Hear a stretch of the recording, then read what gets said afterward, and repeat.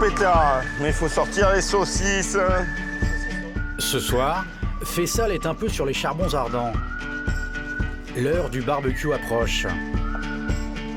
J'ai les saucisses. Pour ce chef d'entreprise qui vit à Marseille, les grillades, c'est autant une affaire de technique que de passion. Le tout assaisonné d'un brin de gourmandise et d'une bonne dose de convivialité. J'adore faire le barbecue. Ça fait partie de ces petits trucs d'été, comme être sur la plage, se mettre la serviette et bronzer. Ben, on rentre à la maison, on prend la douche et on fait cuire les merguez et les saucisses. Voilà quoi. Avec un petit rosé tranquille et entre amis. Faire grésiller le gras de la saucisse juste ce qu'il faut, c'est tout un art. Ce serait même, au dire de Fessal, l'apanage de la jante masculine. Ouais, je vais être très macho dans ma réponse, mais la viande, c'est quand même une affaire d'homme. La viande cuite sur la viande, c'est... À l'époque, on avait chassé le mammouth, maintenant on va aller chasser la saucisse et la merguez, et on la fait cuire. Les barbecues un soir d'été, en famille ou entre amis, c'est un rituel qui se transmet d'une génération à l'autre parmi les Français. À table! Oh, il fait faim quand même! Allez-y, asseyez-vous. Une, voire deux, voire beaucoup plus.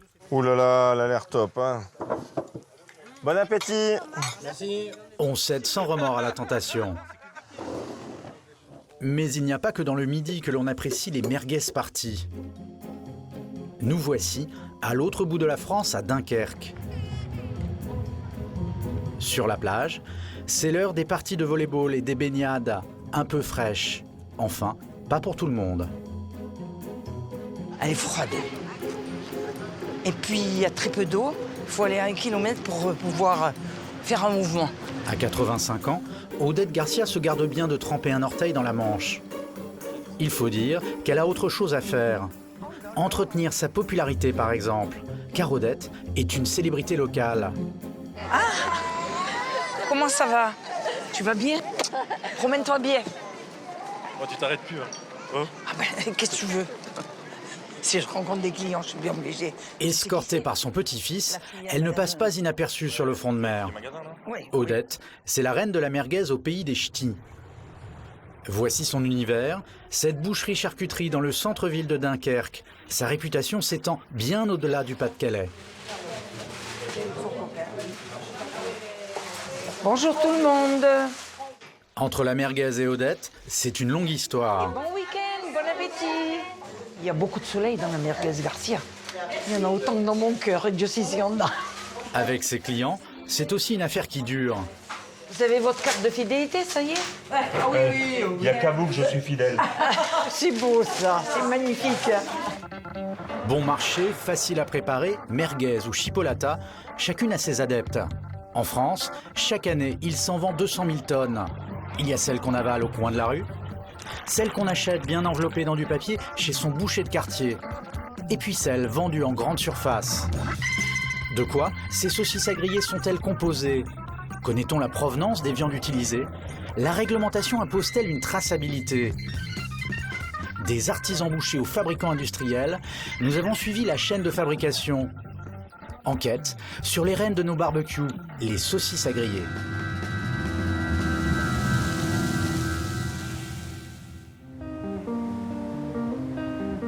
Retour à Dunkerque. Odette nous ouvre la porte de sa maison et celle de ses souvenirs. Quelques photos vont la ramener un demi-siècle en arrière sur la terre d'Afrique. La vieille dame est née à Alger. Fille de pied noir, elle grandit sur cette rive de la Méditerranée et s'y marie avec Norbert. Mon mari était policier en Algérie. Il faisait les escortes. Il y eut la noce, et puis un jour, l'indépendance de l'Algérie changea leur destin. Comme des milliers de rapatriés, le couple prend le bateau direction la France. Alors, vous voyez, on n'était pas très joyeux. Hein. On était plutôt un petit peu tristes. Hein. Pourquoi? De quitter l'Algérie. Vous quittez votre pays, vous quittez vos amis.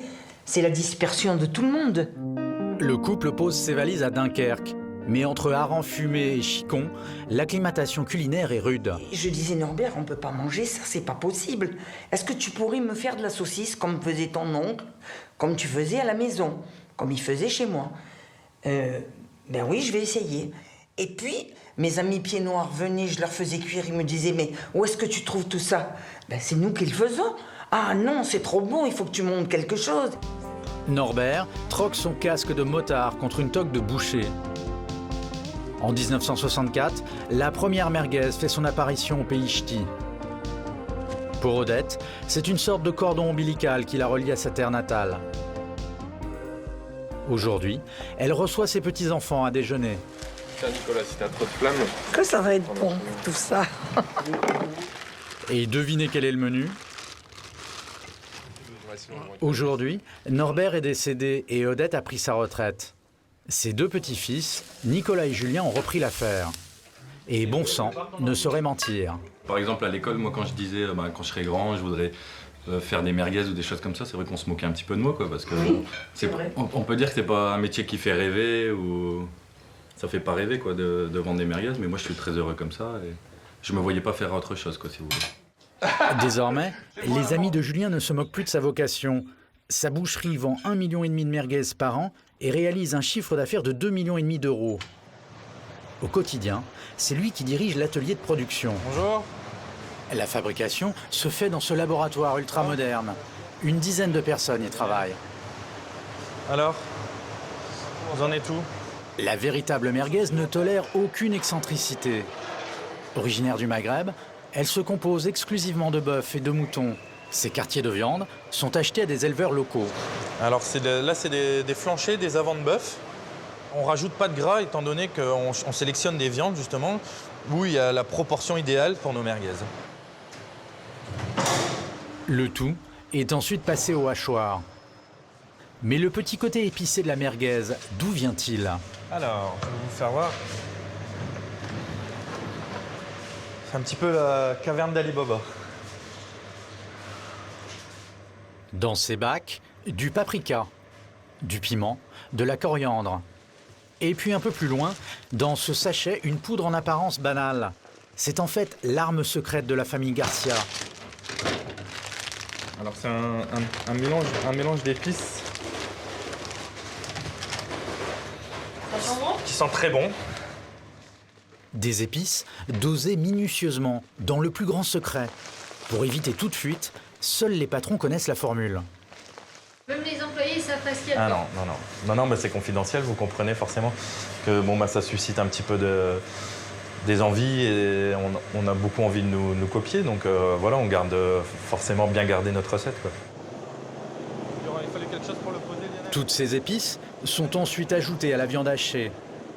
La recette n'aurait pas varié depuis un demi-siècle. Donc là, on met à peu près 6 kilos d'épices pour 100 kilos de viande. Malaxée, triturée, la préparation se transforme en une purée de viande qui sent fort le paprika. Une purée hachée très fin, c'est la marque de fabrique de la maison. Donc là, on voit bien que la pâte, elle est bien homogène. Alors, on aura une belle merguez. La farce est ensuite injectée dans un boyau naturel de mouton. Les chapelets sont noués à la main. Chez Odette, une merguez produite à un coût de 60 centimes sera revendue 66 centimes aux clients. Mais en France, les saucisses artisanales ne constituent que 20% du marché. Ce que nous dégustons, glissé dans un petit pain ou posé sur la semoule d'un couscous, provient de l'industrie agroalimentaire. Merguez véritable, merguez, chipolata, chipolata aux herbes, merguez de volaille, saucisse de volaille. Pas facile de s'y retrouver dans les rayons des hypermarchés. Les récents scandales alimentaires ont ébranlé la confiance des consommateurs. De quoi sont composées ces saucisses vendues en grande surface?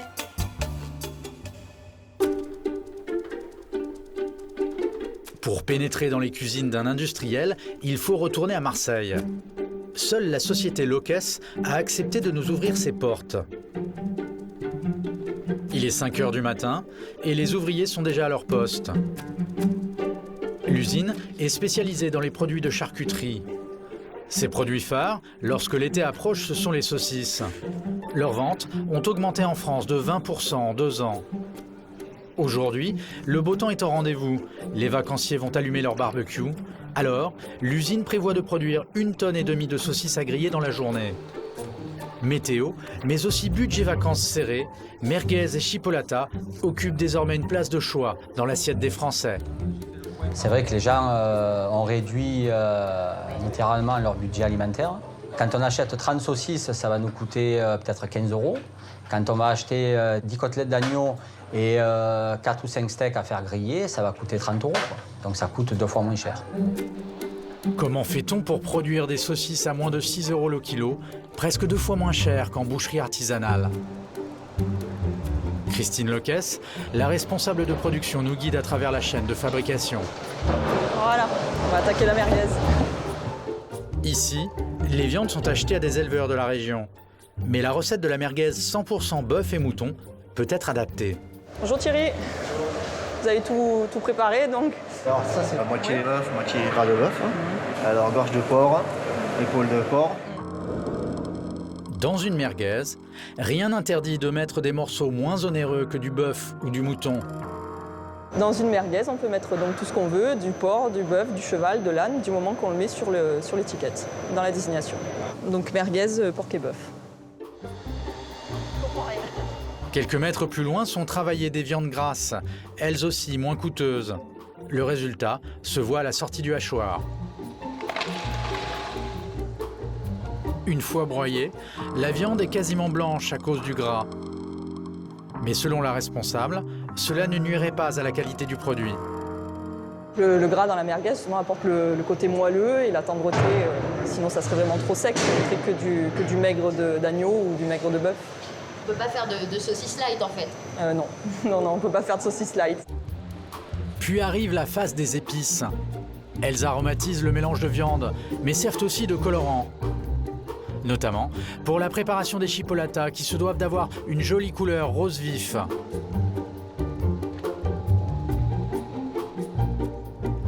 Enfin, dernière pratique, l'utilisation d'eau.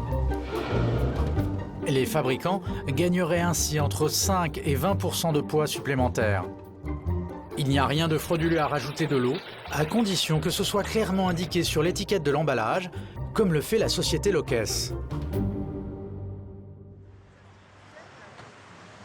À l'association UFC Que Choisir, Olivier Andreau, responsable alimentation et nutrition, connaît bien ces processus de fabrication.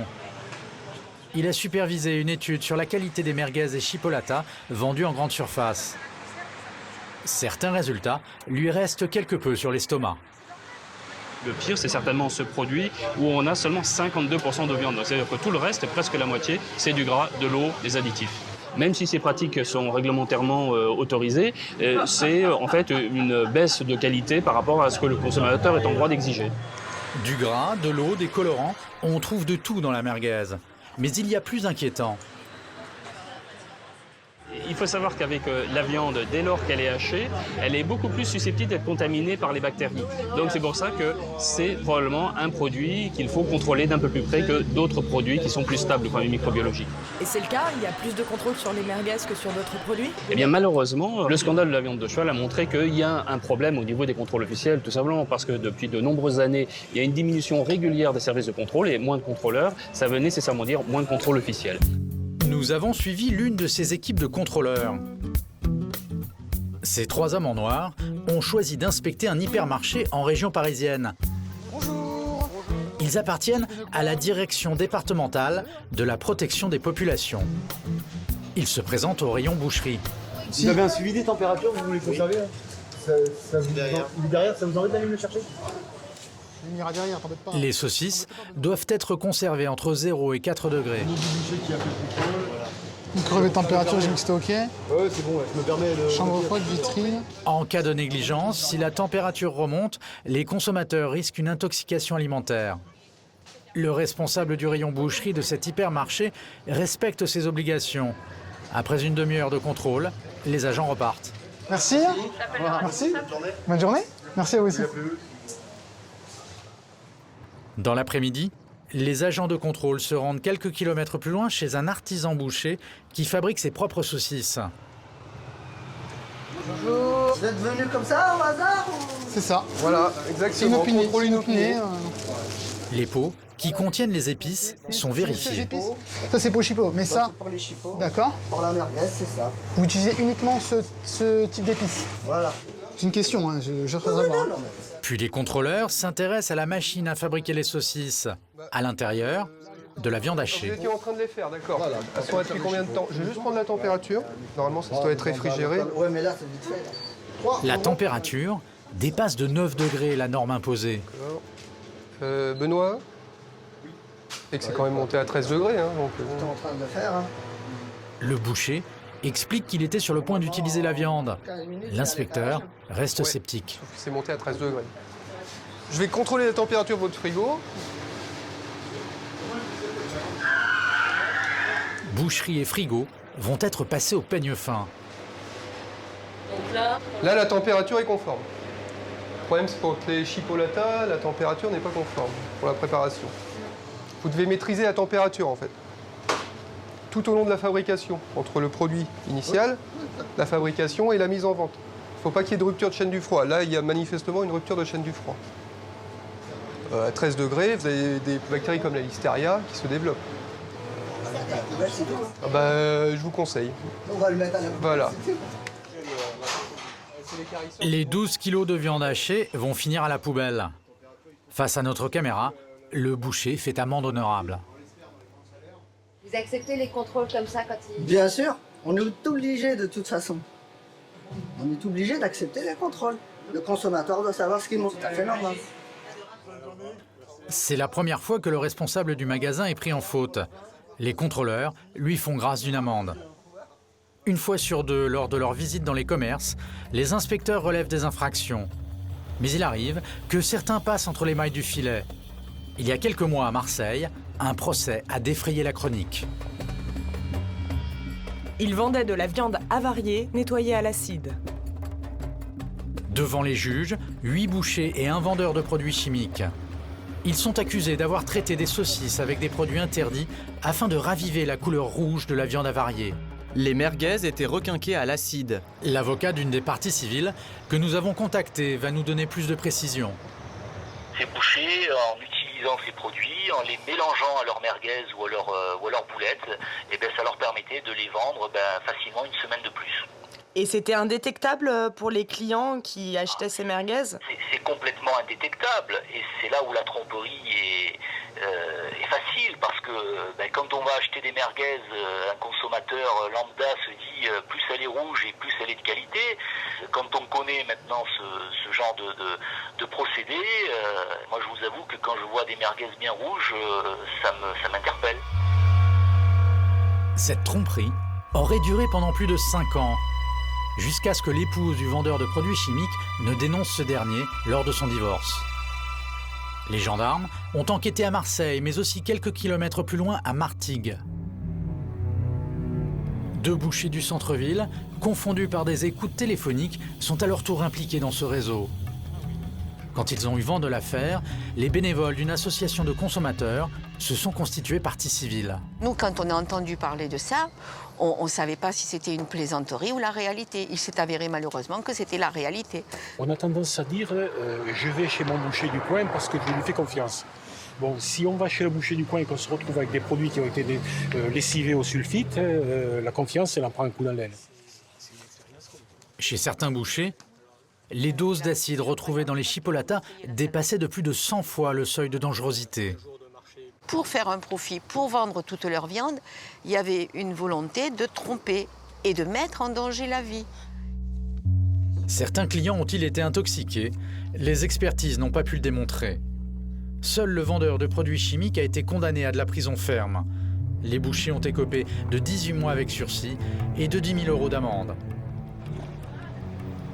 La plupart des commerces incriminés ont été fermés ou revendus, mais aucune interdiction d'exercer leur métier n'a été prononcée à l'encontre des artisans.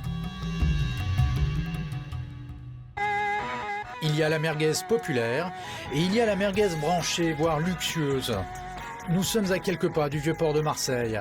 Un palace vient d'ouvrir ses portes. De 260 € la chambre jusqu'à 5 000 € pour une suite présidentielle. C'est un havre de paix pour vacanciers ou hommes d'affaires fortunés. Côté fourneau, on se doit d'être à la hauteur. Le chef, Lionel Lévy, compose une carte aux saveurs méditerranéennes. 37, on y va. Milkshake de bouillabaisse, On enlève la 37. risotto de homard, melon estragon. Sur le coup des 13h, c'est le coup de feu. Vous nous envoyez tout en même temps. Comment on fait? Et pourtant, le chef s'éclipse dans l'arrière-cuisine pour un rendez-vous qu'il ne manquerait pour rien au monde. Ouais, très très bien. Salut toi. Alors, t'as réussi à me trouver ce que je... Deux artisans viennent livrer leurs marchandises. Là, tu peux éventuellement la griller ou la cuire. Ouais. Voilà. Un peu plus grasse, moi super, nickel. Avec l'assaisonnement qu'on avait vu ensemble, on est génial. Cette saucisse, c'est la saucisse de Marseille, une version haut de gamme de la chipolata. Nickel. Même à froid, tu vois, on a quand même des arômes de fenouil, de badiane, un peu de piment. Donc ça, c'est quand même agréable. Ça, c'est le fait que tu les fais dimanche, donc elle a pu maturer. Elle est top secret, la recette de la saucisse de Marseille. Elle est enfermée dans une banque en Suisse. Les deux bouchers charcutiers vont pourtant accepter de nous en dire un peu plus. Nous les retrouvons autour d'un café. L'idée de créer une saucisse au pays de la bouillabaisse a été soufflée à Charlie il y a très longtemps par son propre père, lui-même boucher. Un jour, en me faisant les grillades à la maison, il m'a dit « Je comprends pas pourquoi il y a la saucisse de Toulouse, la saucisse italienne, et pourquoi pas nous, on n'aurait pas la saucisse de Marseille, on n'est pas plus couillons que les autres. » J'étais tout petit, hein, j'avais 3 ans et demi à l'époque, ça m'avait sonné dans les oreilles, je me suis dit tiens, mon père, la saucisse de Marseille. Et puis après, quand j'ai commencé à travailler avec mon père, j'ai eu l'idée de faire quelques essais qui n'étaient pas très heureux parce que j'y mettais du pastis et puis je ne savais pas que le pastis, ça oxydait la viande. Il y avait tout un tas de trucs techniques que l'on apprend au fur et à mesure.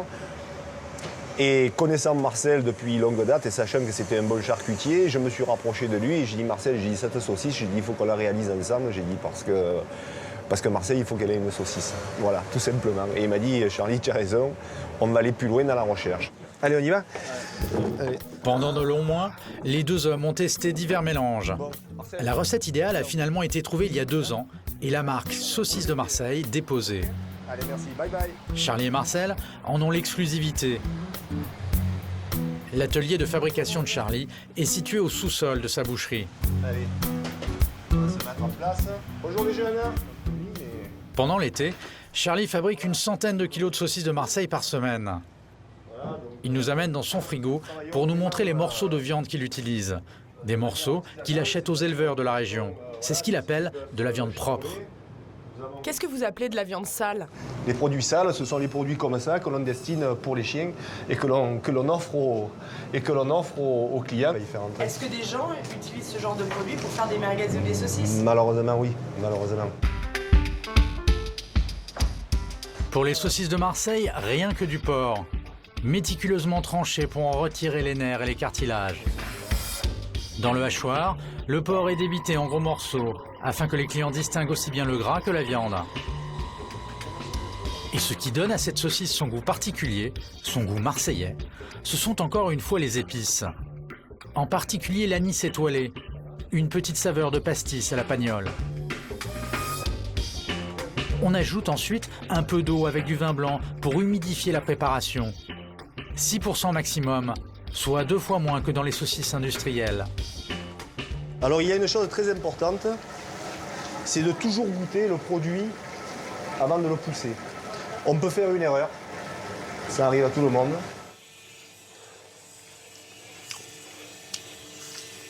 Et vous la goûtez crue? Ah oui, très important, c'est de la goûter crue. Alors, le dosage est parfait, on sent l'anis, on sent le fenouil, le poivre. Chez Charlie, cette saucisse haut de gamme est vendue près de 14 € le kilo. À ce prix-là, pas besoin de la piquer avant de la cuire. Et pourquoi on nous dit toujours de piquer les saucisses? Parce qu'il y a des saucisses qui sont fabriquées avec beaucoup de gras, beaucoup d'eau, beaucoup de colorants. Et si vous les faisiez cuire comme ça avec ce gras, elles flamberaient à la cuisson dans la poêle. Et de deux, vous vous retrouveriez avec quelque chose à manger qui est assez difficile à manger. Voilà. Donc une bonne saucisse, ça ne se pique pas. Voilà. Retour dans les cuisines du chef Lionel Lévy. Chez lui, cette chipolata se marie au calamar et rissole à la poêle. Tiens Paul, tu viens s'il te plaît là?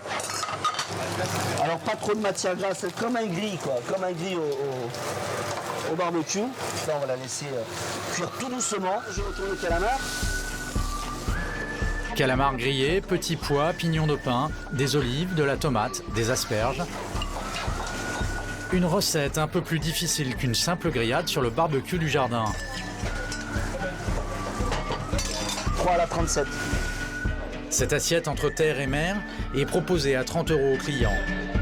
Entre produits de luxe et produits de crise, merguez et saucisses s'adaptent désormais à tous les terrains, confortablement assis ou à la bonne franquette.